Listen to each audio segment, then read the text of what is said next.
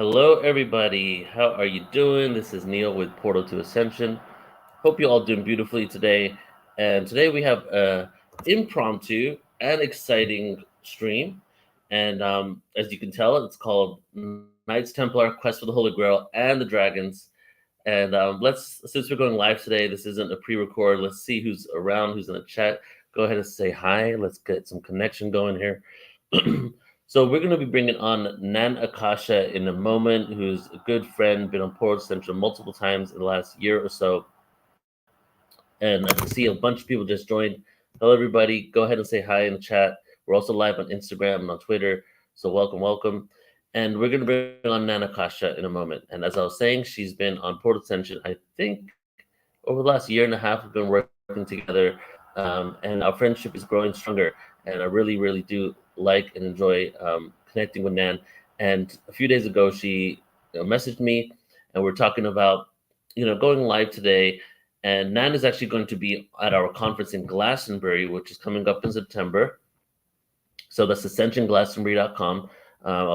We'll talk about it a little bit later as well. And she's been on many events this year. We have done, she was on our Dragons conference last year, and will be on the Dragons conference this year. And soft announcement, we're going to do next year is the Year of the Snake, guys.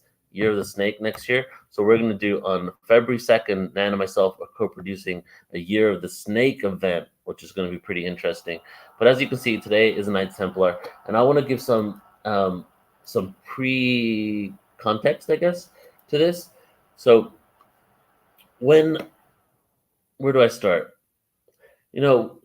Firstly, let's start at the end, okay? When supposedly I'm just jumping ahead here, but hopefully you guys have some context. So when Nan comes on, she'll bring you hopefully more historical understanding of this. But in the ending of the Knights Templar, right, when they were basically prosecuted and they were executed and thrown in jail, and the order collapsed, there were a few reasons why this happened. I believe it was King Philip the fourth, King Philip the Fourth. And one of the main reasons that it occurred was the Knights Templar were actually the ones that started what we currently have as the modern day banking system. For a long time, they were the only people in certain countries, besides Masons and other Crusaders, to be able to go from basically land territory to land territory. They had free dominion over Europe, and they were able to travel. And as they were doing that, they started putting up centers all around Europe in which they would hold money, and then they started the whole banking system where people can get loan money. They started a credit system, and in this, many elite started borrowing from them, and they became richer than entire kingdoms. They even became richer and had more, not even considering what kind of spiritual artifacts they may have had, but they also even had more money than the King of France. And the King of France was trying to fund a war. And as he was funding this war, he became in debt to the Knights Templar. And when it was payable and due was also around the same time that he decided, well, I'm the king, I'm just going to take these guys out. Okay, so that's what we've been told. That's what all the documentaries show. But then you can go a little more deeper here in the esoteric beliefs, and you realize that there was an actual war, if you will, on the Christian kingdom against Christian sects that did not have their same belief systems, right? And there was a connection to, could have been the Mary Magdalene mysteries when it comes to Knights Templar, could have been even the Cathars, because they both coexisted in the south of France during the 12th and the 13th century. And there was not only, the financial aspect that we're told, but they seem to actually have been a war on taking out specific sects that hold deeply esoteric occult belief systems from the ancient past that could have been closer to the truth of what Christianity was. So today we're going to have an exploration and see what we can find out and dive deep and have a good conversation about this. So without any further ado, let's go ahead and bring on Nan. Hi, Hey, Nan, welcome. Thank you. So where do we start? I would love for you just to kind of, what's your journey with this? Before we started here, you were telling me that for a while you did not even really accept the whole Christian worldview, and maybe you pushed it aside because of your upbringing, I'm not sure. And so what was the journey to understanding this? And maybe you can give us some context of why you wanted to have this conversation today. Yeah, well, one of the things is, we're going to Glastonbury, we're going to Avalon, and there's so much magic there. There's so much history there. There's Neolithic history. There's, medieval history, which is what we're talking about. There's the whole goddess. There's sacred waters. There's dragons, dragon lines, earth energies. And of course, you have the quest. And I was, all in as a child to the quest for the Holy Grail. And then you hear a million different stories about what it is. What really is the grail or the chalice, and all these things. And then the Da Vinci Code comes out, and in essence, really, I was kind of raised neutral religiously, but when I went to college, I was all like, I'm running around telling everybody, I'm an atheist. I didn't even know why I had to have a title, but that was the phase. And the more I understood about the suppression that a lot of religions have created, and what happened, especially with the Roman Catholic Church, with what happened much, way before 1307, when they coordinated this attack on the Knights Templar. But everybody, it's still, if you go look in Wikipedia, it says that they were knights for the church. It says that their purpose was to protect pilgrims, to go to Jerusalem. And yes, they did that. But like you said, they started a banking system. They started the first navy in the US. Their entire purpose was to find information from Atlantis and preserve the wisdom of alchemy, which is transformation, yes, of you to a higher state of consciousness, which is what we've been trying to do since the fall or since the flood. And also, though, they knew that there was information on how to do this. So if you transform gold, you do alchemy with actual gold, the real reason, well, two things. They needed money for the wars, right? Because they were the ones that funded the American Revolution. And their attempt was to, start a country that had these ancient concepts like Atlantis of freedom and equality and working with the elements and understanding stargates and all this kind of thing. And so what I thought was, these jerks, going around and doing all this stuff. And then I started to, get into the goddess world and the Wiccan world and realize that the history of women or sacred feminine, the repression, the suppression, the killing, the burnings, and so on and so forth, and how that was perpetrated by certain parts, especially of the Spanish Inquisition or the church. And so you can go through and see this just like horrific history of why. And then to discover that someone that looked like they were the ally of that was actually smart enough to keep their enemies closer, right? Then as close as your friends, and look like and support and help the church in certain aspects so that they had access to information. And they spent all that time in Jerusalem digging in ancient vaults, finding, books and ossuaries and all kinds of stuff. And then they did the same thing in Egypt. They went to Egypt. They started to decipher the temple walls. They realized that all these cultures, even the Maya, were inscripting for us ways to perform alchemy. Why? To fly spaceships. To get around really easy around here or other places, to activate the portals, to create arcs and capacitors and stone circles that actually tap into the energies in the earth and the energies at certain times. And then they can bring the energy together, open portals, star portals, communication. They can channel it through other areas in, like where we're going to be in Glastonbury. These circles and, Stonehenge and Avebury and all these different places, they're actually connected. In the ancient times, they had, veins or avenues, if you want, that connected, and they'd channel the energy and they'd move it and keep it and store it. And the Knights Templar has this amazing history of really going out, becoming very wealthy. And what I didn't realize, and I lived in Europe growing up and I loved art. So I know the Notre Dame inside and out. I haven't seen it since the fire. I know it before. And I never realized that encoded on Notre Dame and all these other Catholic churches in France are these same symbols and alchemy and formulas like that you would find in Egypt. And yet they did such a good job hiding it and keeping it hidden, and then protecting it. And then, as we'll go into, it looked like they were suppressed, but they weren't, that they were ended, that they met their fate. But then they just went underground and became pirates. Okay, so you said that it looks like they were suppressed, meaning that they were taken out, but you believe the order continued. Oh yeah, definitely. Yeah. And they became, what do you mean pirates? You mean the Pirates of the Caribbean? Yeah, like pirates. They were warriors, right? They were very good with science. They were good with, they were well educated. They fought, and a lot of their value as they had the belief, this was the part that really shocked me, the complete opposite of the church, that the dragon, the serpent, the kundalini is a life force that's in everyone. It's a spark that's in you, and it's in you. It's your rights. It's natural. And we see a lot of systems that have said, no, you have to go through me. No, that sacred feminine is bad. No, that intuition is bad. Only be like this. And they did a good job at learning all this knowledge and actually going around the world and meeting all these other cultures with, it sounds really crazy, but like with secret handshakes or with certain symbols that they recognized the others that were holding the ancient wisdom, like the Native Americans, like the Mayan, like the Egyptians.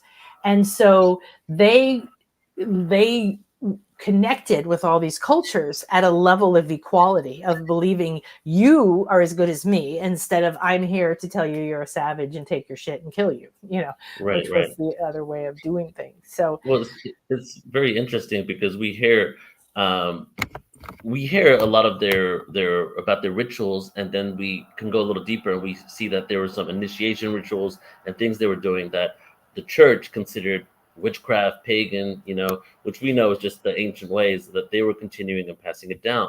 But when you look at all mainstream documentaries, even though it's kind of like almost like they start by telling you the positive stuff, but it ends up becoming like that these guys were they were the Crusaders. They were going around enforcing Christianity on people and trying to convert them at the sword, things like that. So I feel there is this negative twist to it, but there's this deeper understanding of who they were, and making them blasphemous is definitely a misdirection to probably the truth of what they were trying to convey. Absolutely. Well, it's still the easiest way to take someone out, ruin their reputation.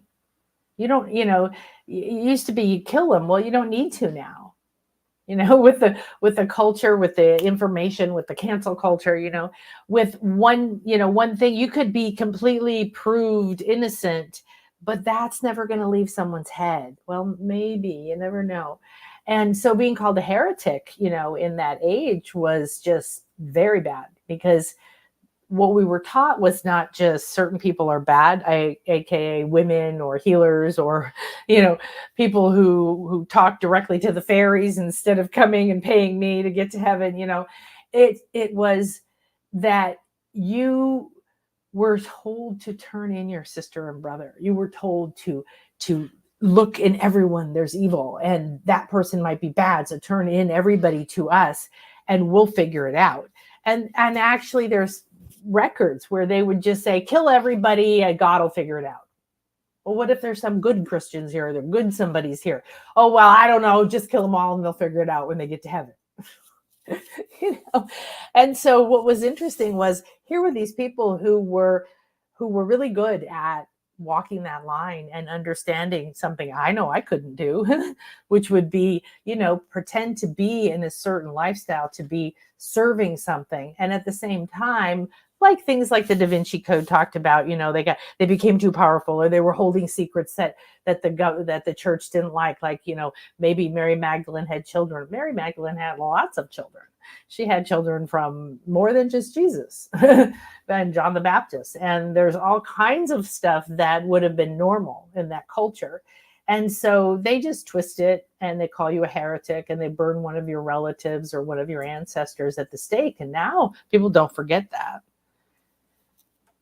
So there's an incredible process, and the idea really is alchemy. It's how do we have access to transformation on our own, from poverty to wealth, from sickness to health, to go from being a slave to all the fears and everybody else's opinions, to having that direct connection to our soul promise, to our soul blueprint that now starts to wake up right now. Bam, bam, bam, bam. Wake up is like, what? No, this is fireworks right now, right? Like bam, bam, bam, bam, bam.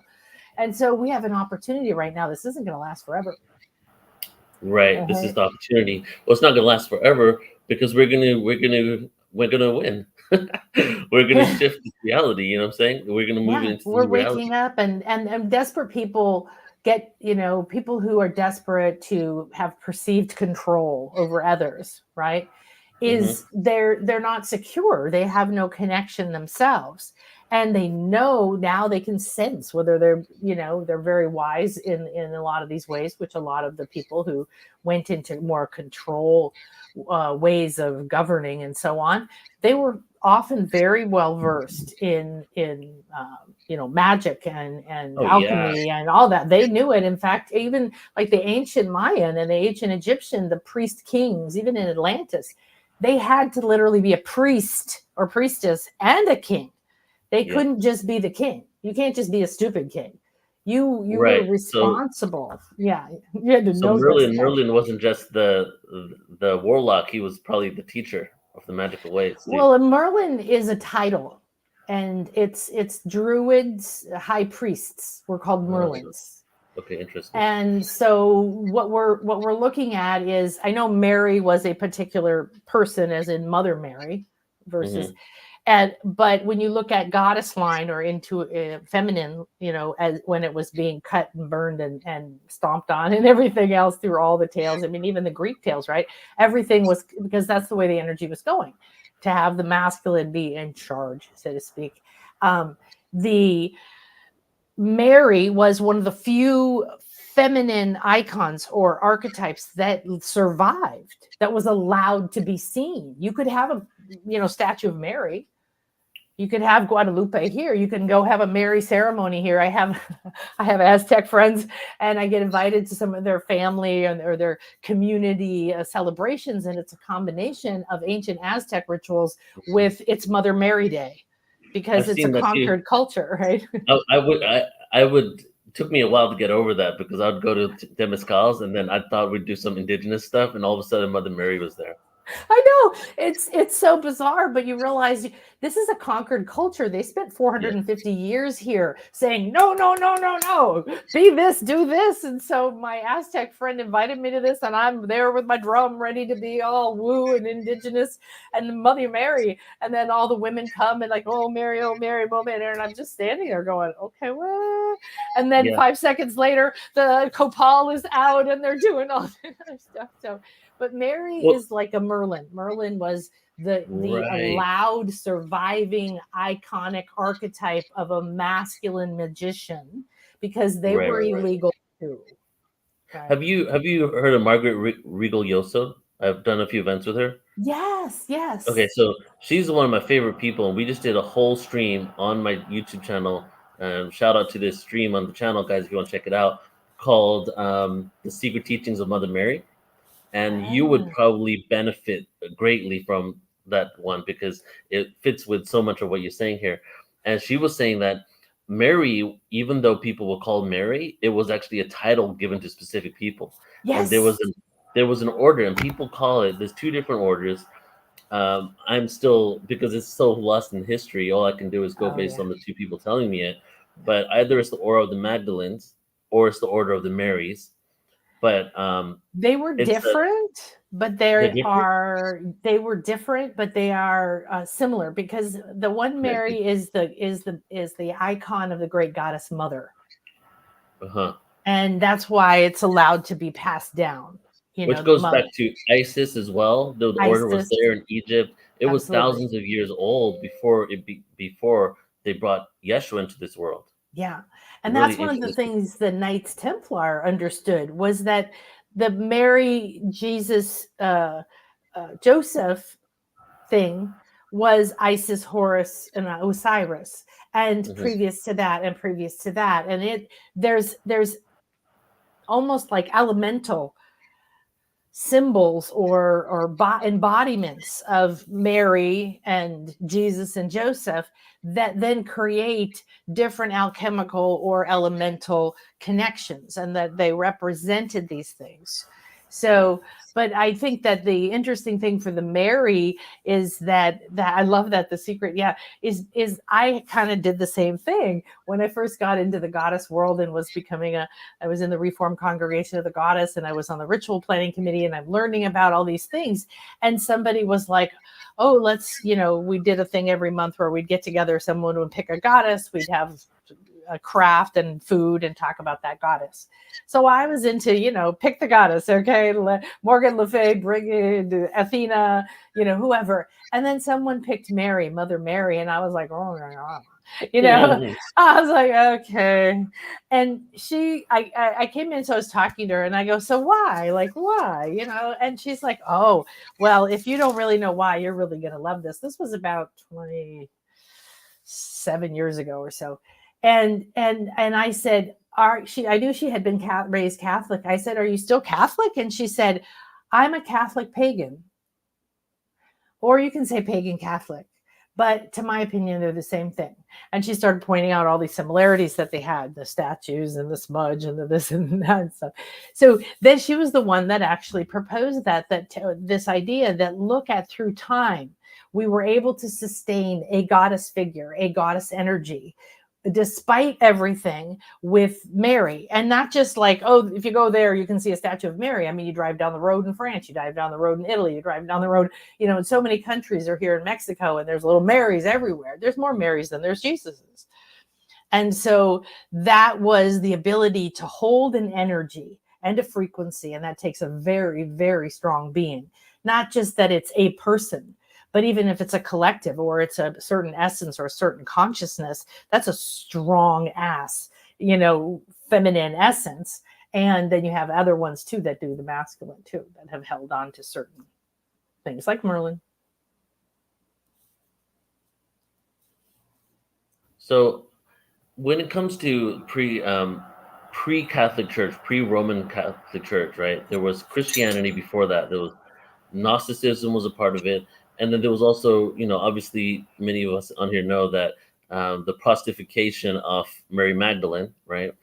And where they basically made her look like she was, was saved by Jesus rather than maybe being a counterpart and even his lover and wife. And so it seemed like there was a model, and even Mother Mary, grandmother, gave a virgin birth to Mother Mary. Mother Mary's mother, Anna, right? Jesus' grandmother had a virgin birth, and his mom, Mother Mary, was also through divine conception. Well, and you were talking. Oh, sorry. Go ahead. No, I forget what text that's from, but I think it's called apocryptic text, something like that. Mm-hmm. Do you know anything about that?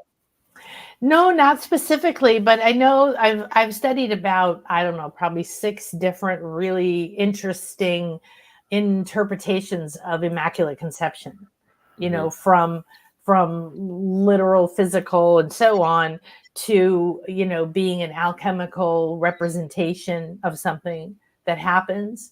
And what the Knights Templar were doing is they respected the goddess, and they respected the idea of an equal respect in all people. So not just the divine is in everybody, but the balance of sacred masculine and feminine is required, even though they were out being super macho dudes. Okay, right? It was the time, and it was required for what they did. But they were really being that sacred masculine in the sense that builds and holds space and protects for the sacred feminine to come in and create. Yeah. Right? And so the origins of Christianity before the Roman Catholic Church was that divine union, was that sacred union. Exactly. Right? And so the Knights Templar, as we're speaking about here, were holding on to those ways, and many other sects as well existed that were doing that, the Cathars. And then, maybe incrementally over time, over the 1,000 years or so since Christianity started, different sects were taken out. But during that time, the 12th, 13th century, it seems like was another reform or a redaction of the actual union of the two sides, making it really unbalanced. Yeah, there you can see the different phases, right? Because as we had our 26,000 year progression, away from the light, and now we're back to it. The dark ages weren't the medieval times. Was way before that, and it's been going on, up till now. And it's just that that means that we're waking up, that we can access these higher states of consciousness, and that the platform of unity, which is the top of the Mayan pyramid, is the wave of consciousness. The ninth wave is unity. So we're reuniting with ourselves, with our truth. We came down and then we worked our way back up. And now we are here to connect that above and below, and the masculine and the feminine. And so the Immaculate Conception, one thing that's very interesting is the name Maria, or Mary, means sea water. Means salt, sea water. And what happens in alchemy is there's several processes, but one of them is if you do this process to seawater, you'll be pulling off the steam and so on and so forth. But suddenly, as if out of nowhere, the sea salt just appears, right? And it's little cubes. It's little cubes of like a crystal, but it's in the shape of a cube, which is a sacred geometrical shape, which is the core of like the Vitruvian man, the core of understanding the cube in the circle, and all the cultures that understood those symbols of it's not just masculine and feminine. It's how do you fit the above and the below within it, and how do you draw the true essence out? So if you make flower essences, for example, or something like that, it's a form of alchemy. And so there's a lot of sense that they did that to a lot of, I don't know, many feminine archetypes or historical figures. Like you said, they demonized Mary Magdalene, so the best way to ruin someone is ruin their reputation. So just call her a prostitute, and then make sure that everybody through history thinks that that's a bad thing. Right. And so automatically it's connected. And then, she needed a man to save her, type of thing.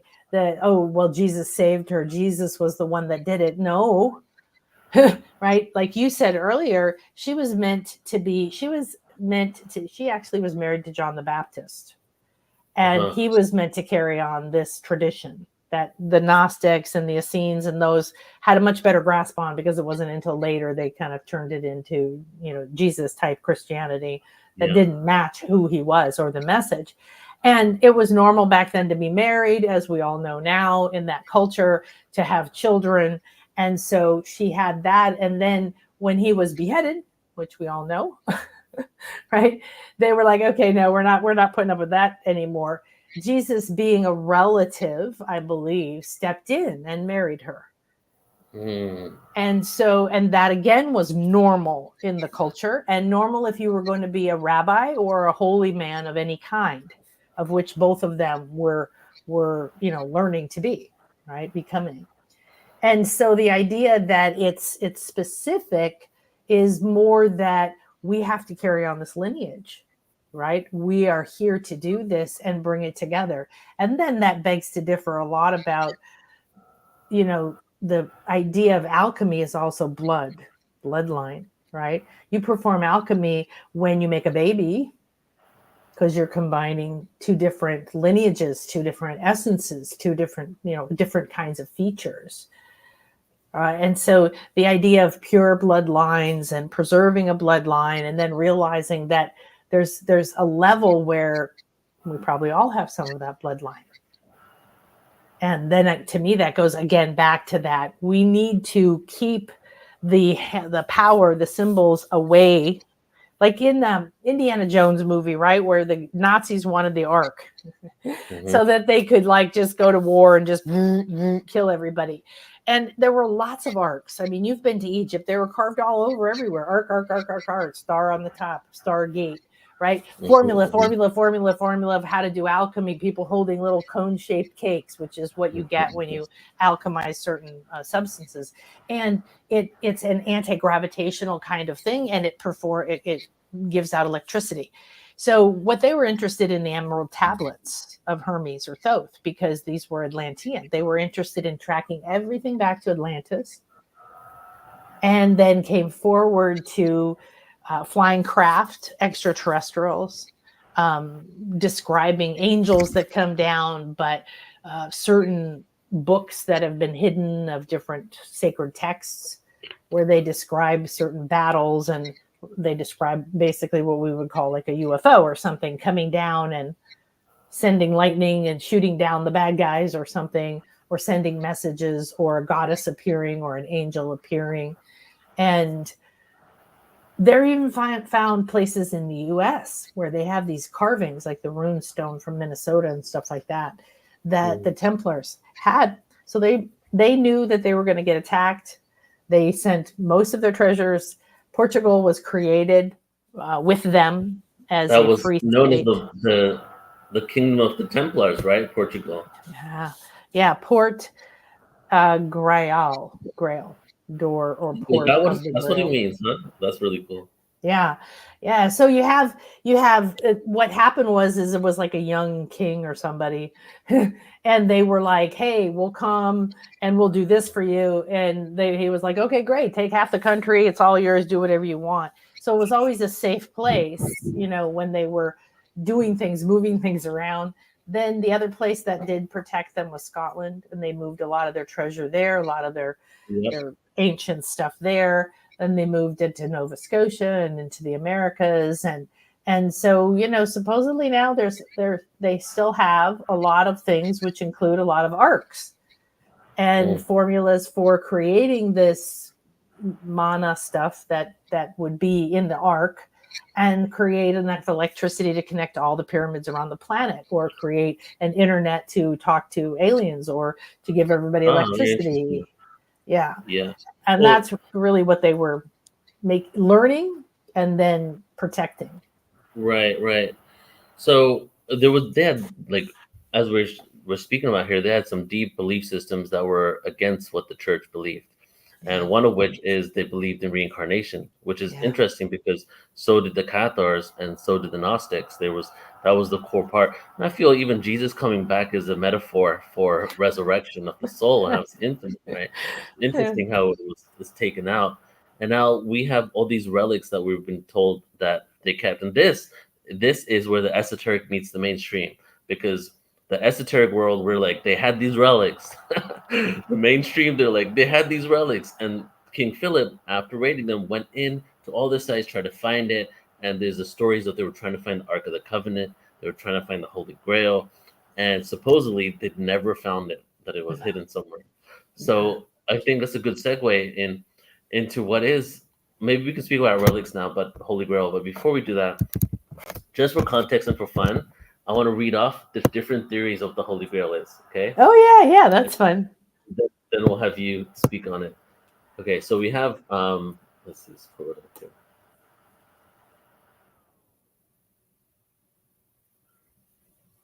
Okay, obviously the cup at the Last Supper. It's also believed to have possibly been, it could actually be multiple things, metaphor for multiple things. The Holy Bloodline, right? So Yeshua's bloodline, a lost chalice, some sort of symbol of spiritual enlightenment. Some people, this one's not listed here, some people think that the Holy Grail is actually the pineal gland. The Philosopher's Stone, some alchemical traditions equate the Holy Grail with the Philosopher's Stone, a celestial object from off-planet, a portal or a gateway, a device for a portal or a gateway. In Arthurian legend, the Holy Grail is often depicted as a mystical object with miraculous powers sought by after the Knights of the Round Table. Then we have a symbol of kingship. Holy Grail symbolizes legitimate kingship and divine right to rule. A feminine symbol. Some interpretations view the Holy Grail as a symbol of the divine feminine, representing the womb, fertility, and nurturing aspects of the divine. And then the Gnostic theories, a Gnostic symbol, Holy Grail is sometimes seen as a symbol of hidden knowledge and the divine spark within each individual. So that could be the third eye too, emphasizing the inner journey towards enlightenment. and then also a Christian relic, some sort of other thing that's a relic from ancient Christian times, and then modern. This is what they say: modern and conspiracy theories, and ancient technology. Some modern theories, often found in fringe and conspiracy literature, suggest that the Holy Grail is a piece of ancient technology with unknown powers, potentially linked to lost civilization of Atlantis, a code or cipher. Another theory is that the Holy Grail is a code or cipher containing hidden knowledge or a secret message, possibly embedded in religious texts or ancient monuments. So the reason why I wanted to do that is just to show like the speculation of 2,000 years of these stories and how it is permeated in so many different worldviews. So Nan, today, guys, we're going to know exactly what the Holy Grail is. Nan, tell us what it is. Well, it's a little bit of a lot of the things you mentioned, which is interesting, right? When you're looking to discover something, you find clues or you find little pieces of it, or your awareness is at a level that you can understand one part but not another, and that the Knights Templar are supposed to have it. They are supposed to have it in the U.S. somewhere. They have vaults throughout the U.S. full of a lot of arcs and a lot of other treasures, symbols, and gold. And they really understood that gold was able to fund a war, but it was really for alchemy, because you could produce a substance where they were they were very good, friendly with the Gnostics, the Essenes, with a lot of cultures in other parts of Europe and Islam and Muslim and Native American, because they recognized that divine spark in everybody. They went through, and so they supposedly have this actual cup.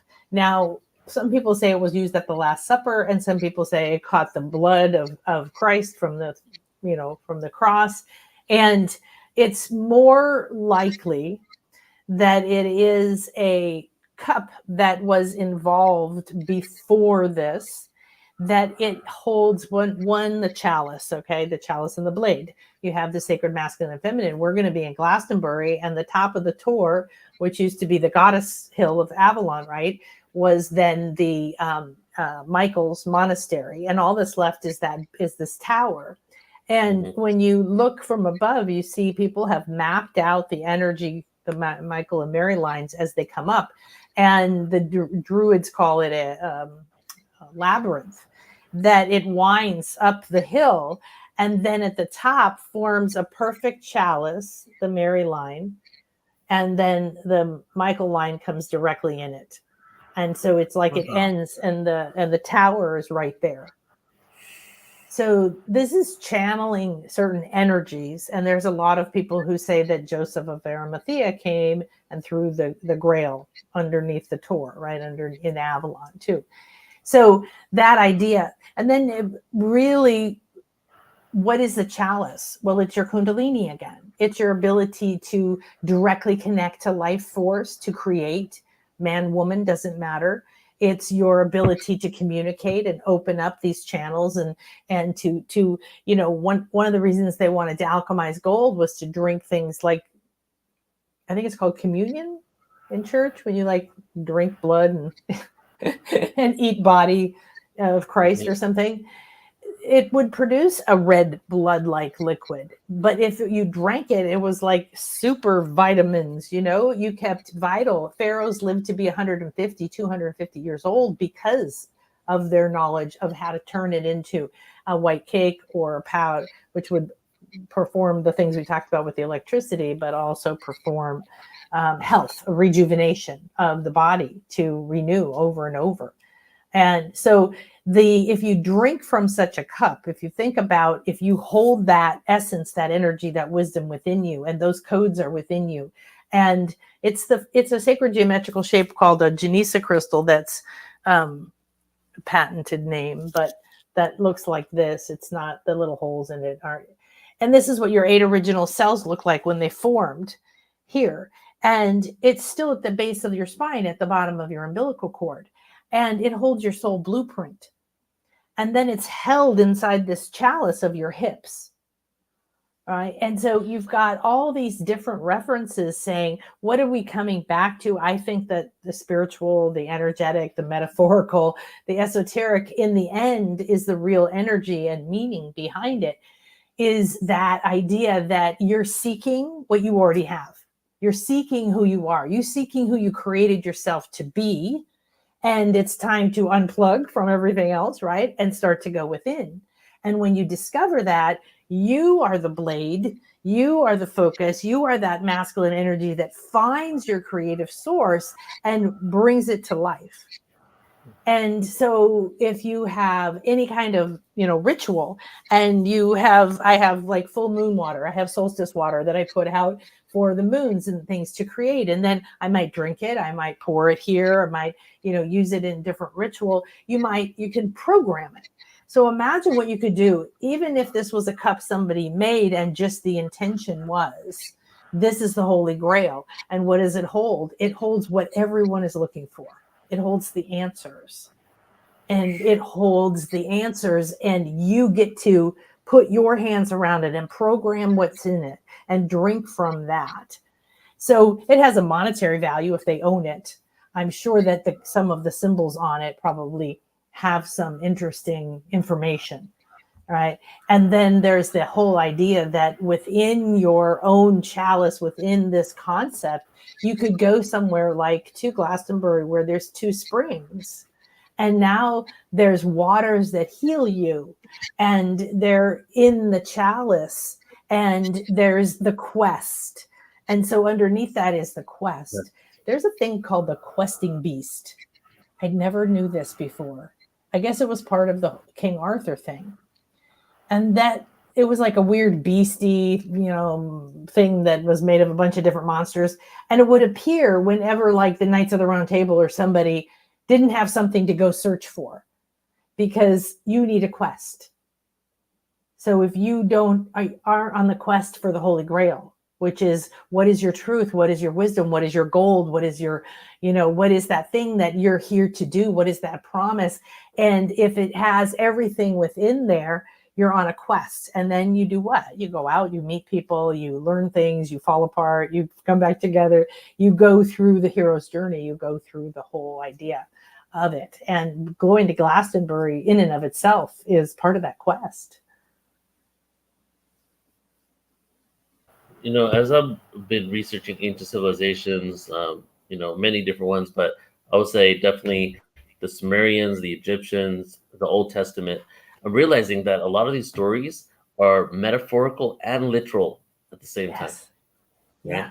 And what is metaphor? Metaphor is the creative flow. What is literal? That is the analytical flow. What is the creative flow? The feminine, analytical, the masculine.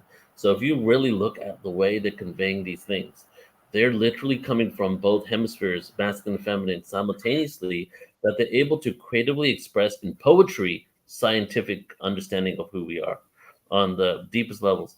Great example I love to give is the Eye of Horus, cross intersection of the pineal gland, but the most beautiful piece of art representing mystery school and so much more, and science and the musical octaves in there, everything, right? Yeah. And I think you can understand how far back this awareness goes when you look at it from the angle of, are they being literal and metaphoric at the same time, right? Yeah. And that's what's going on with the Holy Grail, it seems. So did the Holy Grail have an oil in it too? Is that part of the story as well, that there was like an oil in the Holy Grail, or what was inside it supposed to be? Well, it was mainly associated with the Last Supper, which would be that if he drank from that, his DNA would be in there, right? And is that something that passes on the ability to be reincarnated, or is that the ability to be resurrected?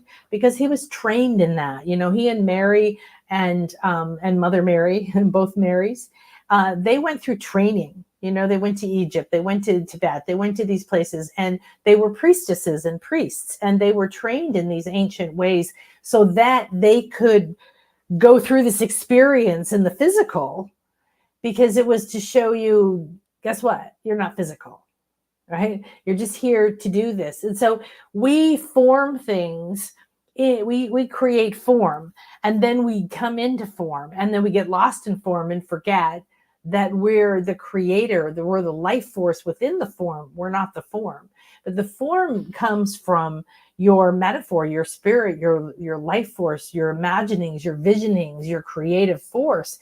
And we're here to create worlds. We're not here to pay bills and worry about getting a speeding ticket. Do that too, but you know, isn't the reason we're here. It's absorbing all that energy, right? So I don't know about an oil, but I do know that that was that the idea of anointing, you know, the third eye was very sacred in the ancient traditions.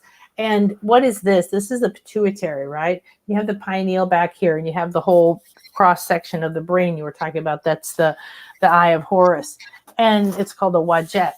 And then what happens is that this is the snake goddess is the masculine energy coming out of the third eye, projecting into the world, creating form. And this winged goddess here, Nekbet, she represents spirit coming down. You know, Isis always had those wings over her head, right? And that spirit coming down, injecting in through the pineal, right, into that awakening the thalamus, the hypothalamus. These are all glands, right? There's your pituitary, pineal. This is the corpus callosum and thalamus and everything. Oh yeah, this is the cross section of the brain where the two halves meet. And we've seen it on everything, right? You've been to Egypt. I mean, Lord, it's everywhere, right? It's also encoded on Mona Lisa's forehead in the Da Vinci painting of it and stuff. So this is part of the alchemy. We are bringing spirit down into form, running it through us. And when we awaken all of that, and we open the antenna, and we open the eye, and we have the balanced force coming up from the kundalini through all of the chakras, now we are true creators. And that's the whole point, that caduceus. That's the point of alchemy. That's the point of us being here, not to be slaves, but to be creators, generating force, generating life force. Yeah. Yes. Every being that becomes sentient wants to create, I feel, you know, creating it. And it's like the original spark of source, creating in my own image. We all want to create in our own image, and we're doing that. Are you familiar with the claustrum? Have you heard of that term before, the claustrum? It sounds familiar. Tell me what you're talking about. I might butcher a little bit of this because it's been a while since I watched the video, so I recommend people just typing in Christ oil and watching the video on that. And basically, there's a part of our brain close to the amygdala that's called the claustrum, and it excretes an oil that's basically the lubrication oil that goes down our spine that helps conduct the electricity from our brain to our spine to activate our nerve centers that then fuel our organs to be awake and alive, which are also in the same exact areas as the chakras, right? And so the Christ oil, the anointing of the oil, is actually a representation of the claustrum oil that goes down our spine, activating our chakras. And then also, this is a whole other conversation that I'm going to do in Christmas for my annual Pagan Origins of Christmas presentation. But the Claus from Santa Claus comes from claustrum, and Santa Claus going down the chimney is representation of the oil going down the spine. I have heard that. Yes. Yeah. So it's interesting. Another amazing metaphor is these metaphors aren't even just face value. They're so deep and layered. It's just insane to think about the creativity of these people. It is. And it's like they're thinking multidimensionally, really, is what it is. It's multidimensional. You can look at it one way, and then you suddenly wake up to something and come back and see it another way, you know. And I always saw it, and I would go to the British Museum growing up and be like, oh, look at that pretty thing, you know. And then I started going through ancient mystery schools of ancient Egypt and realizing what these things meant, and you know, that you're meant to embody the pyramid, and these are these different things that happen. Yeah. And that oil you're talking about is amazing because it was considered like gold, right? Like gold oil. And it's that awakening oil when I'd say about 38 years ago, when I first kind of woke up to whatever, the spirituality or whatever you want to call it. It was the idea of looking for a solution that would fix the problem, that would make me not feel pain anymore. And then it became another problem, and then another problem. And then, oh, I want to hear my higher self now, or I want to have visions, or I want to start talking to Syrians, or, like that going along. And all the masters I worked with originally said almost everyone on the planet at that time had their pineal hardened and shrunken and fallen over like that. And that's, different things, and fluoride and food and stress and other stuff that we've done. But that's, again, what you're talking about is that ability to rejuvenate. That is the ability to resurrect. That is the ability of everlasting life, eternal now life. Because the emerald tablets, which apparently the Knights Templar have as well, was one of the first Atlantean texts about life and living and continued life, and working with the flower of life and the flower of fire, and the different aspects of going into the earth to certain places to rejuvenate. And this really is one of the keys that you're talking about, is doing your spiritual work, your toning, your vibrational, your energy work. You will get to where not only will your pineal wake up and open up and glow and do all that great stuff, but releasing that, which would be like the most valuable drug you could ever buy. Very much so. Again, I think it goes in the category of gold. It was really important. It was also known by the Greeks. It was known by ancient civilizations. The video I watched shows how far back it went, that they were aware of this. So it was just passed down, and Christianity, a lot of the information there was passed down from the ancient world. As I was growing up, I was told that monotheism and polytheism both grew independently from each other and had no crossover. And I realized that one was just stacked on top of the other, and it was actually a selection of one God over the many, and the little Yahweh said, "You will choose me over everyone else," And so it was just like they just chose one of the powerful ones. Little side note here, which is kind of connected but a different topic as well, is that Yeshua translates to Yahweh's salvation. Okay, but it actually doesn't mean Yahweh. That possibly translation, it could actually mean salvation from Yahweh. I think that's what it means. That instead of building on top of Judaism, it was a new covenant moving away from. Yes. Because I've been reading this Eden Conspiracy by Paul Wallace. I just interviewed him 3 hours on it. Oh my God, the Old Testament. No wonder why people do all these atrocities to people in the name of God. Because look what God did to humans. Oh, King David, you counted your army to see if you can go and fight this war because you might have less people. How dare you disobey me? You should not have counted your army. 20,000 of my people dead now, overnight. That's what Yahweh did. You know what I'm saying? And when you look at that as a template, and then you project it onto all these other religions, you start doing all types of things, and the society is built on that.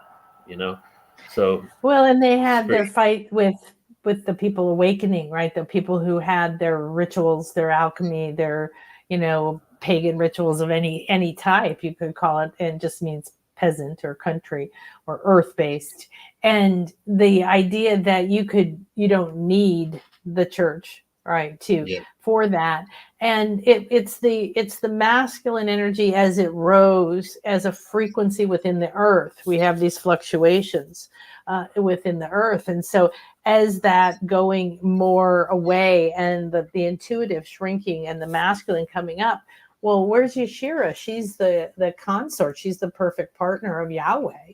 But you don't hear in that particular culture, in that particular tradition, you don't hear much about her, because that idea of wanting to be the conqueror, being the one that said, no, you will only see me. You will only do what I say. All right. There's even the idea that Moses was, the tablets or whatever he got. These were carved symbols, recipes to take and to melt gold into these different things to create electricity, to create, food, to create rejuvenating life force. And so it's almost like getting from that source, but like we've been talking about the Knights Templar, but understanding that force, if it's out of balance, has its own agenda. All right. Yeah. Yeah, exactly. All right, so let's segue now, and I think a good closing from this would be to talk about dragons. And I just want to mention what Joshua was saying here. So what I was reading, Joshua, just to because he says that Yeshua means the Lord is my salvation. So I was reading Paul Walsh's book, and then I started doing more research on the root of these words.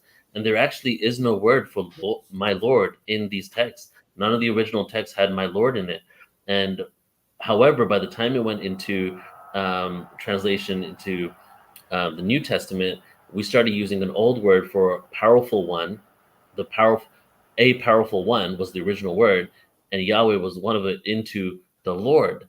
And so it was it's interesting just looking at the roots of it all. So we need to, in Paul Walsh's book, he speaks to some pastors and he's trying to talk to them about this and say kind of what I just shared right now. And they, first of all, couldn't fathom it. So he convinced them to, instead of taking out and putting in the new words, use the original words and reread everything from the original word. You know what I mean? Oh yeah. And then the whole new understanding manifests. But my personal opinion is that it was not a continuation of Judaism and the new covenant of Judaism. It was a whole new doctrine for planet Earth. You know what I'm saying? But we've connected the two as if it was a continuation, but I feel it was a new covenant, as it should be, right? And they need to do that. When you conquer a culture, you take on their holidays. So when you take over the Celts and they have, the goddess day, for Brigid, the goddess, you make up Saint Bridget. You just say, oh yeah, okay, I'm not going to get to stop you wanting to, do something for a woman on that day. So we'll just we have Saint Bridget. And so, yeah, that's how you get people to settle into the new thing. Just give them some new verbiage for it. Yeah. All right. So dragons, Nan, take it away. Well, dragons is such a big topic, isn't it? So how fun to think about dragons. Do they directly relate to the Knights Templar or the Holy Grail? Well, they definitely relate to the Holy Grail. They're all over England. They're, you have the dragon lines. They're big in China, but England actually has, I think, more lore that's still remembered, that's beloved. Because we were talking about the quest for the Holy Grail in the beginning. It's so captivating. Even back when we thought it was just a bunch of men running around in armor and there was no other meaning to it, right? It's just so romantic. And there's this idea of that. And yet you have the dragons that they were always turned into something evil, something you had to fight, something you had to set. And then all the statues across Europe of Archangel Michael or St. George, standing on the dragon, stabbing the dragon, killing the dragon. And the idea being, again, that masculine over feminine, energetic dominance, the authority of the church or the government or whoever over you as an individual, your ability to wake up that. And the dragon energy was so well loved that, again, you had to turn it bad. So always seeing the dragon as something big and strong and evil and, blowing fire and killing people and everything. And then if you think about it, well, wouldn't you be kind of crabby like that too if everybody was always accusing you of being bad and you weren't? So, but the dragon energy in Glastonbury is mind-boggling. They have a red and a white dragon based on the springs, based on the ley lines, based on the red dragon, the Pendragon of Arthur. It has a lot to do with the quest, and it has a lot to do with that idea of chivalry or honor, or being a part of a round table, which has a whole other metaphor meaning too, right? That whole idea of we're equal again. We're at a round table. We're sitting together. And they even bring these dragons out when they go down the road, do little parades with them and everything in Glastonbury. It's absolutely charming. But I think that the dragon is a form of divination. It's a messenger. It's a protector of treasure. And it's a protector of gold, and therefore of the grail and the things that you seek. and it's protecting you and your life force and your secrets from those that would wish to control that or take that or extinguish permanently your connection to that. So I believe that the dragons are back now in such a powerful way because that part of us is waking up, and we don't have the belief anymore at the level of hatred of kill everything else, turning Mary Magdalene into a whore, turning Medusa into a monster, turning, Morgan Le Fay, from the Lady of the Lake and the, high priestess of Avalon and all this stuff into an evil sorceress. This is even Lilith, right? Lilith too from the Bible. What? Lilith from the Old Testament. Oh yeah, Lilith. Yeah, Lilith, the first woman, the first wife. No, I'm out of here. I don't want to play that game. Go find Eve. No. Go make Eve. No, right? Yeah, exactly. And I remember when I first learned about Lilith, I'd never heard of her, of course.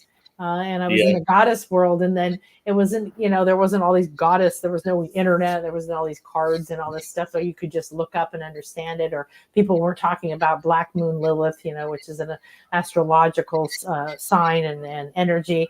But now there's that understanding of, isn't that interesting, the multiple facets of both the masculine and the feminine, of creator, right? Yeah. You have Kali, you need Kali come in and cut everything down, right? And then you have Kuan Yin to come in and hold everyone in compassion. And so you have the dragons, and you have the dragon is not always masculine. It tends to be seen that way. But if you have your dragon on your side, if you have your guardian dragon on your side, or if you waken that dragon within you, the other day we did a guided transmission in my mastermind, and at the end this dragon came and crawled right in our sacral and curled up around that Janisa crystal, our original cells in there, just like you see them, around a hoard of gold, painted to be greedy, and interesting to be like, well, they hoard things, they steal your treasures. No, they're protecting them. Yes. The same way the Knights Templar were really protecting us. Right. So Lauren is mentioning Glastonbury Conference sounds good. So before we continue here, I just want to make an announcement while we're in the middle of this, that we've been speaking about Glastonbury a lot in and out of this conversation here. And that's in East England. It's like the metaphysical center of, I would say, almost probably Europe when it comes to like the amount of consciousness there, type of people there, the ancient pagan ways. And it's so interesting too, because not only was it that area the last stronghold of the Druidic and Celtic ways, but it still actually is the last stronghold of the metaphysical ancient ways. And it felt so good to go to the pre-Christian world of Europe, right, and be immersed in that, because Europe doesn't have that energy about it anymore. And it's like you're stepping back in time when you go to Glastonbury. And we're going to be there as a second annual conference, AscensionGlastonbury.com, September 26th to 28th. You can come earlier. We have a tour before, we have a tour after, we have post-conference workshops. If you're interested, AscensionGlastonbury.com. And you can also sign up for the live stream if you are not able to attend live, but it'd be great to see you guys there. All right, so back to the dragon. To me, it's always been interesting, the East and the West division of it all, and I even spoke about it in my presentation last year for the dragons. And we in the West, we have slaying the dragon, and I've seen some theories on it, but basically they were saying that the Kundalini energy is not to be messed with because it's so strong. So this is like the positive outlook on it. It's so strong that they're saying you got to keep your Kundalini in check, slaying the dragon. And then the other, which could have been the way it started, and the fall from grace continued, and then it became like, let me not allow them to activate their dragons. And again, referring to Paul Wallace again, so in his book he outlines the time the shift happened from the positive dragon stories on the planet to the negative dragon stories on the planet. And that was 700 BCE. There was a shift in the world. So it was very interesting, which actually, if you look at the Yuga cycles, the flow of the Yuga cycles, 700 BCE is when we fell from the Dwarpa to the Kali Yuga as well. And the other thing, that's also the monotheization of Judaism, Before that, Judaism was a polytheistic religion, and they actually had another god, another powerful one called Asherah, Yeah. and she was actually the god of the Pleiades in that time. So it was like all of these stories are interconnected on some deep level. Yeah, definitely. And Joshua was saying about the dragon lines and the ley lines, and yeah, the ley lines that are pretty famous in Glastonbury is they're called dragon lines commonly, and you might know about that. They go straight kind of over to France, but they go straight Yeah, across the bottom of England. to And Egypt too, right? Is it from Egypt to France too? there's one theory that they connect, but they're all over the planet. The Yeah, interesting thing though is that the dragon lines to me are again that structure. They're that strong. There, think about dragons. They can be water, they can be air, they can be fire. What's a fire dragon? They can breathe fire, it can eat fire, it can live in fire. That gives you a certain power, right? It gives you a certain affinity to a certain element, to a creation, to the ability to create in a certain way. And then you have what we talk about a lot, or what Glastonbury talks about a lot, is the Mary and Michael lines. yeah. Well, they aren't lines. The lines are the ley lines, and the Michael and Mary are currents, and they do this, and they do this back and forth across that central line. So your dragon being your kundalini or your spine or your central channel, right? Which you see, you release it and it comes up in a balanced way, activating each chakra, feeds in the heads of the snakes, feeds in to open the third eye, and then the wings open of the pineal, and up rises that antenna. Right. If you have that, and then the Michael and Mary lines are doing this, you have the exact manifestation in the earth right there where we're walking of that activation of your own ley lines, your own meridians, your own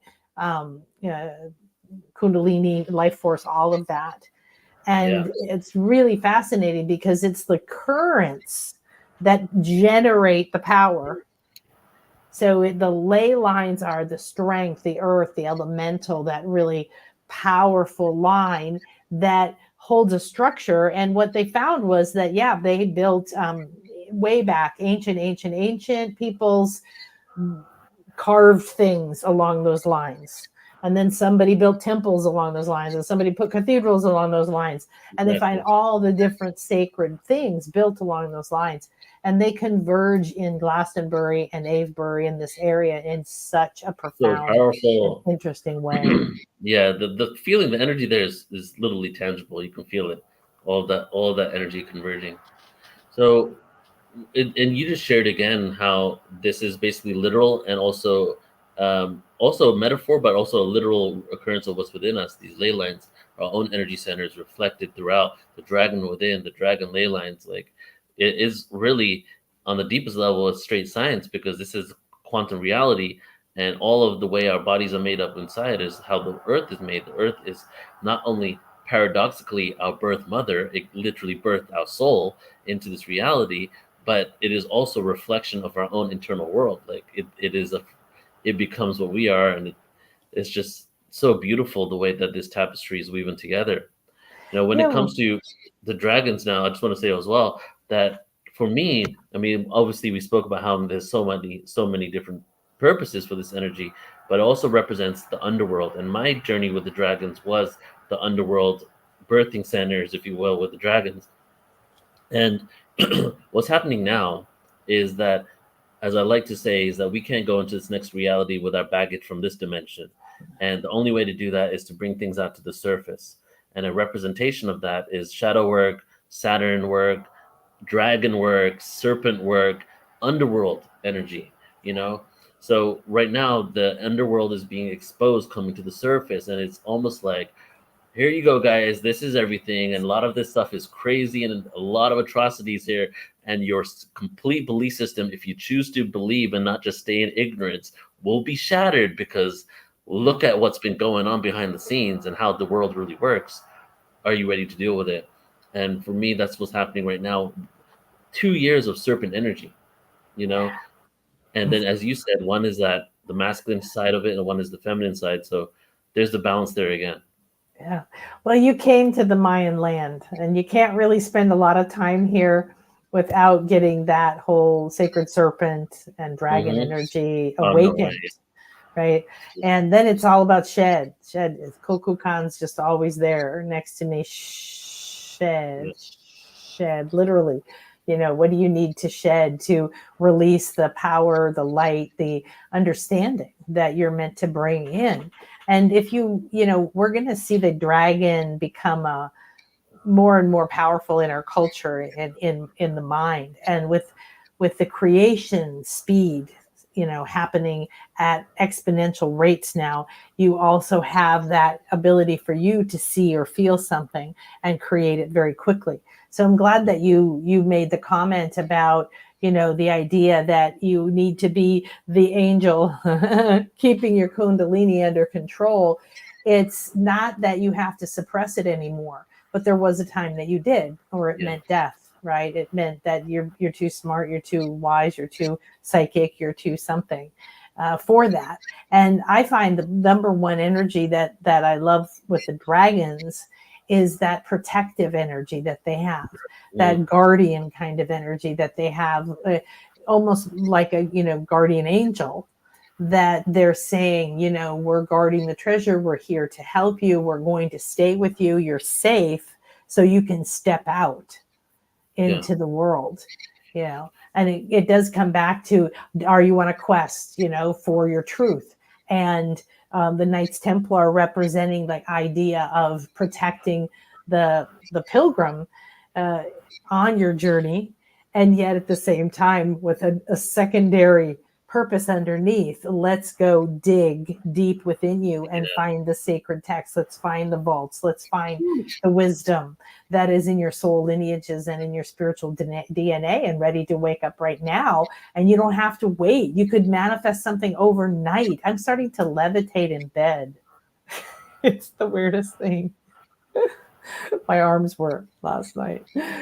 So, yeah. I gotta see this.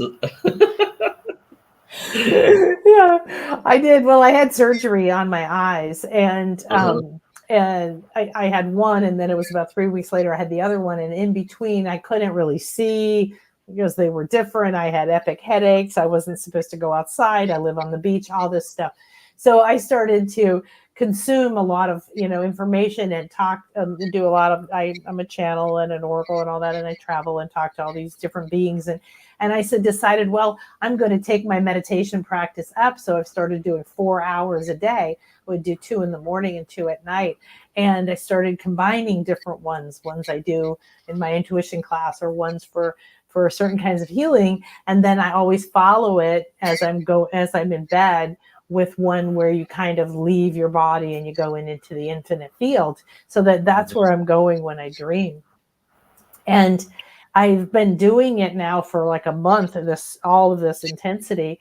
And a few of the times in the last week or two was I would just hit replay on the music to play another. I did 2.5 hours of the same one, because I was going out in the infinite field, and then, all this stuff, and there's the door to enter this new reality, and I was never going through it, and I wasn't frustrated. I was just like, cool. And the one time I was just sucked right through it, and I was standing in front of myself, my huge, enormous light being self. And so then, it ended, and I was like, no. I turned on the music again, and it kept going and going, and was getting past that, becoming one with it. I could feel the shape-shifting, the transmutation in my cells and my DNA. It was like, and then my arms started rising up off of my, they were laying kind of on my belly and my legs, and they were like, they were so yeah, a lot of fun things going on, and got my dragon in there. And it's just the beginning. There's so much going to happen, right? It's just the beginning, because we're going from awakening, we're going from the new age, which was like, really, if I think positive, will good things happen, to awakening, which is a constant kind of a spiral process. But now I really believe, especially if you don't have to have done this for 40 years, but if you're at that point with the desire, right, with your focus on that inner wisdom of freeing your mind and becoming going back to connect with your true inner wisdom, your authority, the other lives that you've had, that, where you were a priest or here or there, whatever it was, is to reconnect to that in a way that's practical, that's is with you in your day-to-day life. And that's how you change, you create a new reality. So if you have the desire, you could just wake up yesterday and say, oh, what is this weird stuff you're talking about? But it's that readiness, it's the ripeness, I guess, right? Yes, the ripeness, exactly. Of being in that place. I think a good way to close this would be to call in the dragons, Nan, if you would like to do that. And so we'll close out like this. I'll do my last announcements. I'm going to give you full screen. And then if you want to just close us out with whatever you feel called to bring in. Oh, okay? Yeah. Let's do dragons. All right. So everybody, so this is it for me. Nan's going to take over in a second here. I just want to say I love you all, and check out ascensionglastonbury.com. Tune into ascensionglastonbury.com. Tune into the live stream or come in person. And then also, if you're new to Portal to Ascension, please go ahead and subscribe. But if you want to get access to hundreds of hours of presentations for free, go to portaltoascension.org, sign up there. You'll get a username and password. And our website is like Netflix, YouTube for consciousness presentations. There's 10,000 hours of presentations there, but there's like a few thousand hours for free on all types of topics. Literally name a topic, guys, is probably on there, because and we have so much more coming out. So go ahead and check it out. Sign up on our website, and love you all. So, Nan, it's all yours. Take us away. Thanks, sweetie. Woo! Yeah. So make sure you come and join us. This is a super magical place. Okay. Super magical place. Just going there is delightful. What I like is you can express yourself in Glastonbury. You can walk down the street with fairy wings on if you want.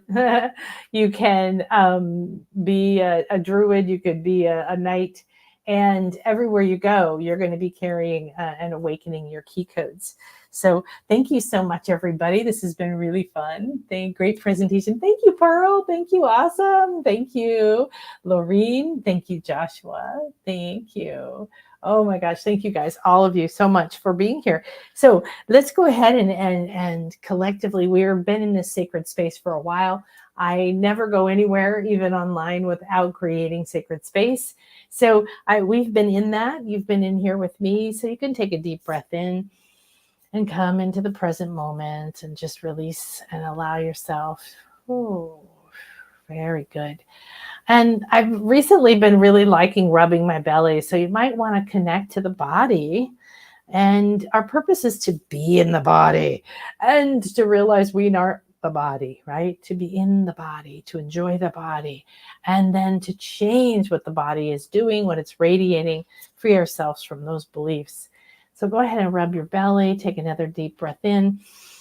Now watch it, sense it, feel it. Does it have a color, a smell, a tingle, a heat, a temperature? Let it come out over your head. And when you release it, like a beautiful fountain. Thank you. Thank you, Pearl. So Pearl, I think someone here is named Pearl, but there's a pearl dragon here and blowing up right through us out the crown. Looks like soft, almost like a fabric, that's been cut to look like flame, just very soft, silky energies coming out and around. So we're here in this sacred space, and we give thanks. We give great thanks to the dragons, to the Knights Templar, to these secrets that are being revealed, to this understanding that we have within us, this divine life force that has the codes, has the wisdom, has everything. We're here on a fully funded mission, and we know exactly what it is that we are meant to do as we are waking up. That is already within us. So just rub your belly, come down, and then stop and let your palm be right over your navel. And this is a very important point. It's a little bit like your Dan Chen. A lot of people leak energy here because you don't know your position. And the dragon, this is so cute. They're just showing up as like, woo, woo, woo, sort of like coming, party, party, party. So as the dragon energies are coming into our sacred temple, into our sacred space, we really are in Glastonbury. We are here. We're in Avalon. And it seems like that we aren't on the tour, that what we are doing here is more in the Abbey. And the Abbey was built on sacred temples, of course. And there are earth energies that represent the chakras in here that lead you to the Mary Chapel, to the Chapel of the Woman, of the Sacred Feminine. And the dragons are asking us to come here. So to take one more deep breath in, and you're going to have a dragon escort come in and bring you very gently from wherever you are through time and space into this place. And we're all going to come together and land right here in Glastonbury and Avalon. You can smell the apple trees. There's an orchard right here. You can feel the soft grass and the green. That incredible life force that's here. And you can feel the sacred stones, and the ley lines, and the currents, and the Mary energies, and the Michael energies. And they're all right here as you're coming in. You can feel the ancient Celts. You can feel that wisdom of the spiral, the wisdom of the waters underneath, just right over here near us, the white spring, the red spring. All of these sacred energies now are pulsing. As you come in, you are like a piece in the picture, a piece in the puzzle. And we're standing here near a lake. And now the dragon energies that brought you here separate into multiple dragons. And it's almost like a party. There seems to be dragon energy around us, seem to be gathering in different areas here. And now they're forming a star, looks like an 8-pointed star. And we are being surrounded within this sacred star, or Venus is the divine sacred feminine. And the dragons are bringing this sacred star. And we have been in the gateway of Sirius, the star of Isis, the star of the spiritual sun, the star that brings us these beautiful energies. So just allow all of these sacred energies from above and below in the earth start to vibrate. And you feel now that the spiral energies are starting to slowly move and become the dragon energies, moving beneath you. The stone dragons, the dragons of the caves, the dragons of the crystals, the dragons of the waters, the oils, the earth, the roots. All of these dragons, like nature spirits, like devas, there are dragon energies for each of these elements.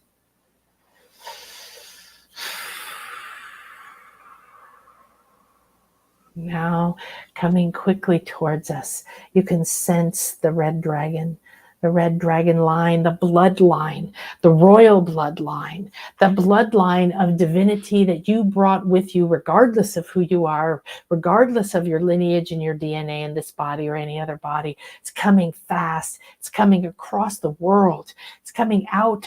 It's coming out from deep, deep, deep within Gaia. It's coming and pulsing. It's almost like filling the veins of Gaia once again, bringing this life force back. The red dragon is soaring and tunneling and moving like lava, absorbing everything, igniting everything, moving towards you. And here we are inside of this star. We're standing in the Abbey, and the red dragon arrives, appears. It's like that current soared through, up and down, all kinds of pathways to get here. And now comes to our circle and begins to pour in. And this divine blood line, this divine life force that is you, that is what you came here to be, is ignited and pouring into your veins, pouring into your chakras, pouring into every level of your being. This is bringing you back your true blood, your true wisdom, your true codes. The red dragon stands very, very tall now. showing that through time and through space, I have protected you. I have kept you safe. Through time and through space, I have followed you. You know that I have been there. We've gone in dreams. We've done our work. I always remind you that you are royal blood, that you are the blood of the divine. And encoded in your very blood are wisdoms and secrets that it is time for you to awaken. Come to Avalon. Come to the sacred places. Come to the stones. Come to the waters. Allow yourself to awaken that heart and open deeper and deeper and deeper within you. Now the well of the red dragon within you is rejuvenated. You begin to produce your own red elixir of life. It's moving up and down. It's moving in and out. It's awakening your meridians, balancing everything within you. The red dragon. I will not leave your side. This is a year where you need a blood transfusion. You need to remember what you do not remember. You forgot. There's many reasons why you forgot. That's why we are here. We did something similar to what you spoke of. We hid when the ravages of control and the disdain for the magic realms and the subtle realms and the co-creation with the fairies and this, all the beautiful nature, we simply became invisible to you like the mists of Avalon. We're still here. We still work. We still play. We still sleep. We still create this elixir to rejuvenate your blood. And guess what? Even more, I have been with you through every life you have ever embodied on this planet. I have held your bloodline through different bodies, different cultures, different eras, different times, all throughout I am here and I have awakened you.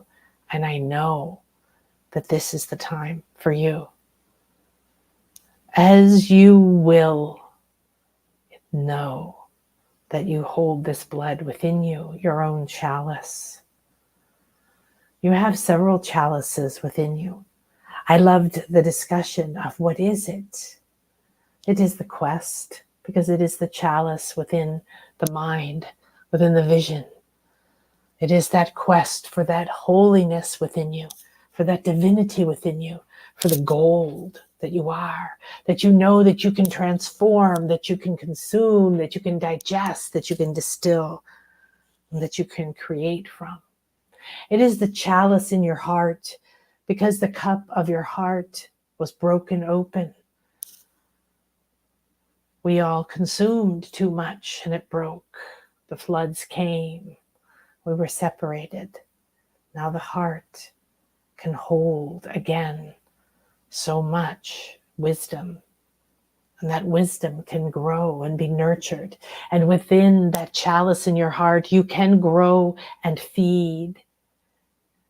You can send your visions and you can discover yourself. And the chalice within your womb, within your sacral, within your sacred crystal, the seeds of your soul's purpose, the promise, the power, the path, it is there. You do not have a life force without this. And I am here because I've never left your side. Yes, I know all about the angels and all about the animals and the other guides that you have. But if you have not heard me, if you have not listened carefully, there is a dragon in your garden. There is a dragon in your water. There's a dragon whispering in your dreams, ready to take you down to the deepest depths of the sea, out to the furthest star, back through time and space to every place you've ever been. What would happen if you accepted? I will never leave. It's up to you if you choose to ignore me, to no longer see me, to not believe in me. That is your choice. Just know that you have within you the blood of the divine. You are the chosen one. You are the creator of a world that no one else can create. And you're here to uncover it, to decipher it. And we are here. And it's going to be wild and fun, and powerful. We ignite fires and burn down old paradigms. We consume until we sleep. We indulge in the beauty of this wisdom that we have not drank from in so long.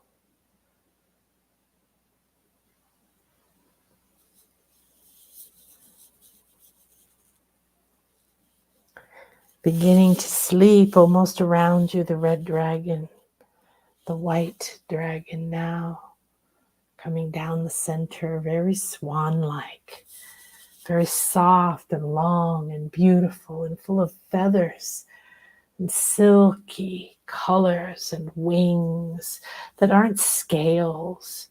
They're luminous. Oh, they almost remind you of a dragonfly's wing with the essence of magic. The white, the red.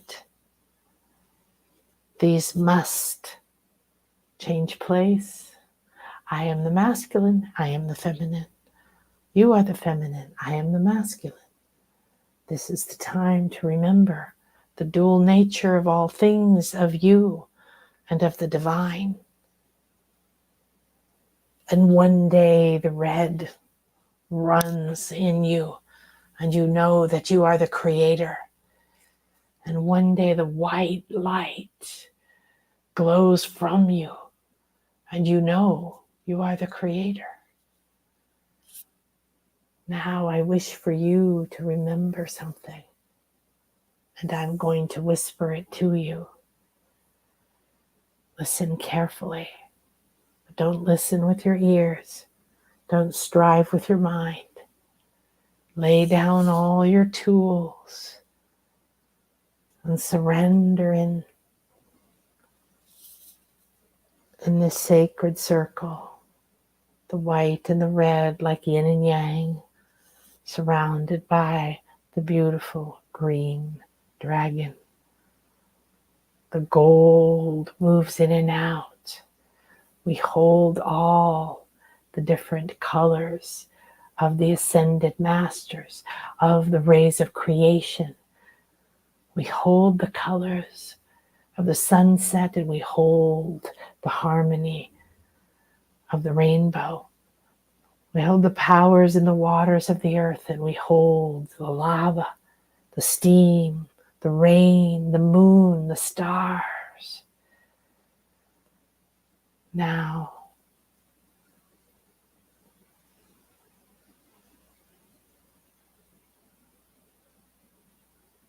you are sitting in this ancient place. In one dimension in time, there's an abbey, and in another dimension in time, there's ruins of an abbey. There's a temple, there's healers, there's dragons, there's the lake, there's the chalice, the grail. It floats out over this water like a vision. This is your quest. You are here. Look at your reflection. You turn down and look into the lake. Look into your reflection. Realize, remember, recognize who you are. Oh, yes. So much more than you imagined. So much more.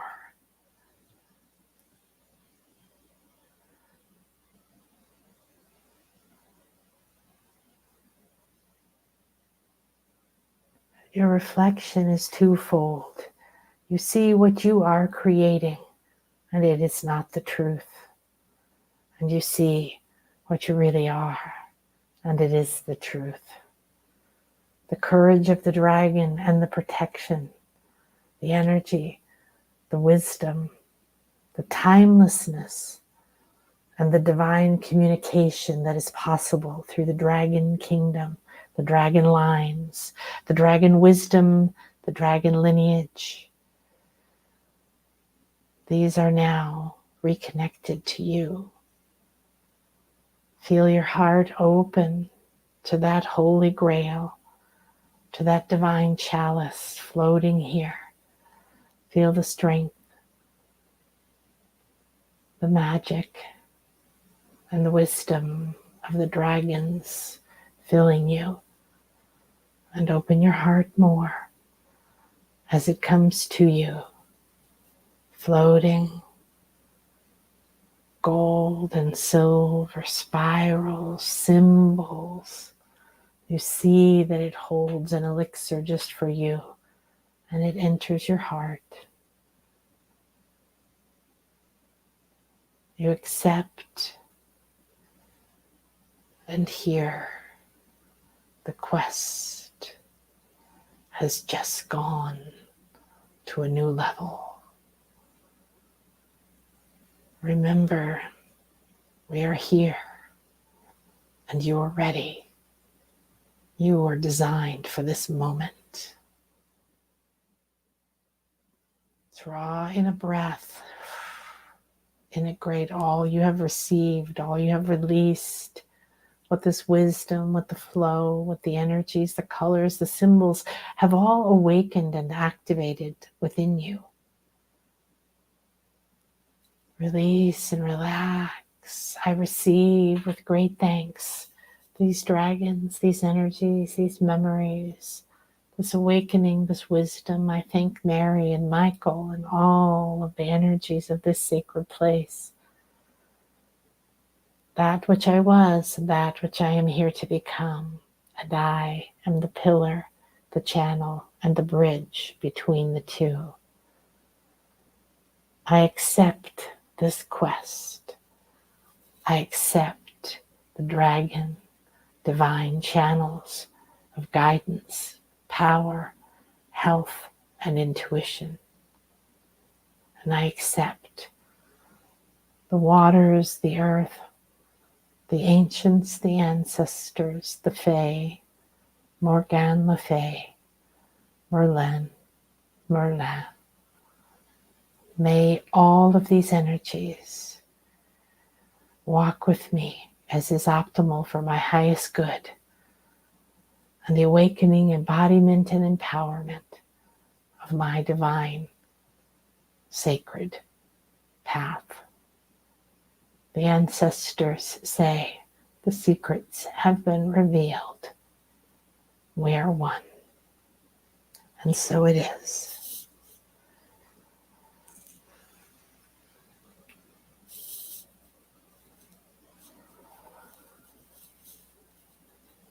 So take your time if you have the luxury of laying down and staying in this energy, talking more with these energies. Wow, that's intense, opening my eyes. If there is a message or a current moving through you, acknowledge it, look at it, anchor it, see what it's saying. What is the song? What is the wisdom? What is the picture? What is the image? How do you anchor this? Because there is a circle now that is being opened as we are ready to move in and take this wisdom and knowledge out with us through our lives. But this is unbroken. We are one. We are entangled. We have been downloaded with wisdom. We have been freed from shackles. We have been given codes that we don't know yet what they will do. Sleep with this. Remember before you sleep and come back and repeat this. And join us in Glastonbury. Namaste. May the circle be open yet unbroken. And the wisdom, power, the quest, the acknowledgement of our divine spark, our divine power, our divine wisdom, our divine guides go with us with every breath, every step, every thought, and every act. And so it is. Ooh, thank you. I love the show. Awesome. Wonderful, you guys. Fantastic. So remember the everything of all possibility. I love it. Thank you, Mrs. Jackie. Laureen, and so it is. Blessings. Thank you. Thank you to the dragons. I know I've got my little dragon here, and I've got my little dragon here curled up in my womb, in my sacral. And I invite you to do that. If you like dragons, or even if you haven't worked with them, just invite them. And they're very good at protecting what is valuable. And so they'll take you and show you where you hold your value. And like I said, we did an activation recently in one of my classes where it came and really just curled up, like you would see those pictures of them curled up in a cave, hoarding their gold, which we now know is a powerful element for source, for awakening our higher self, our ability to reach those higher realms as well. So I want to say thank you to Neil. Thank you to Portal to Ascension. Thank you, everybody, for joining us tonight. And make sure that you come on over. You go to portaltoascension.org, join up there, find the Glastonbury retreat, reach out to me if there's anything I can do to serve you. And I hope you come, because I'm going to have all kinds of beautiful artwork. I'm going to have beautiful other magic and readings, and my oracle cards hopefully will be ready by then. And I will be there before and after, showing all kinds of beautiful things that you can do in this area. So if you're called, you definitely want to listen. All right, there it is, ascensionglastonbury.com. Bye-bye, everybody. Have a beautiful and blessed night. Namaste.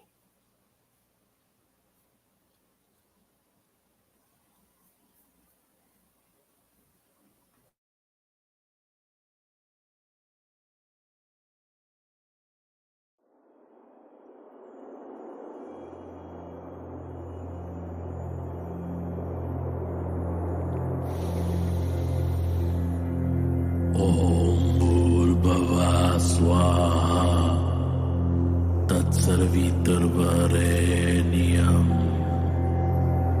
Bhargo devasya dhimahi Diyo yona prachodayat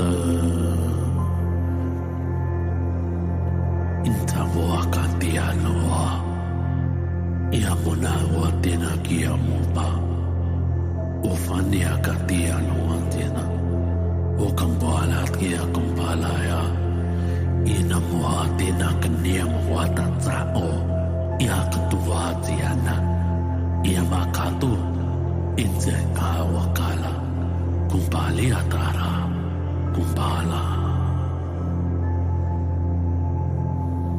Kumbala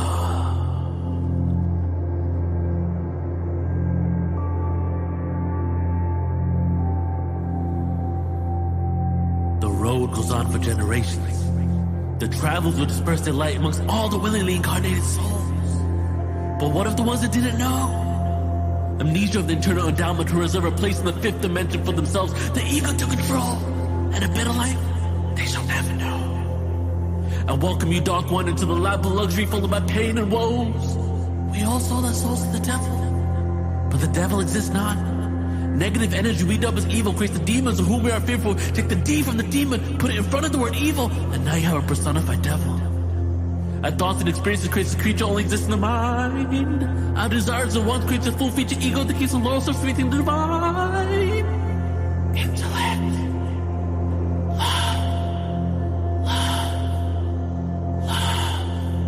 On the perfect understanding we will have of one another, I welcome you, my brother, my sister, my lover, to become one, to help me become one, before reality tears you for duality back in ether's imagination.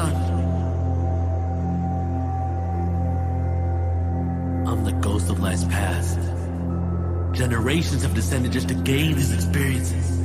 And I pray the human situation is critical, mind analytical, won't let me forget the fall of angels and demons into this third dimensional world. Is this planet yours? May I hide amongst the lost souls? Hide out for a bit, drink some liquor, smoke some weed, and step outside for a cigarette? Yeah, sure.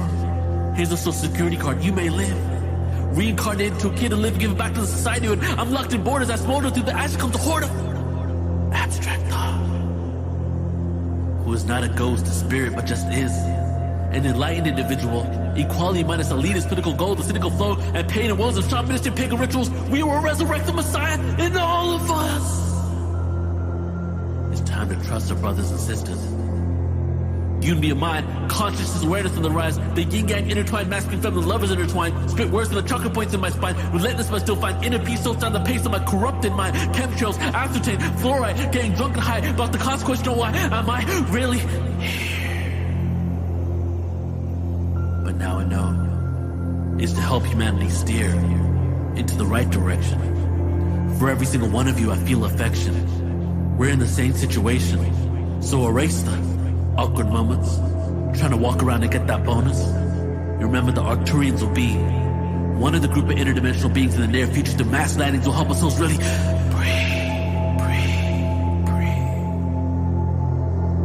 So raise your frequency if this is what you want to see. And don't try to break free from the shackles of captivity that we formed in our own mentality, because you and I, we are, and we've always been. Ya muakini azina waha inakni umana dialoa itang wakatina tsanguma kia ufana ianiaka inza uakini ansia uma vayaniaka ualeando andekia uanamian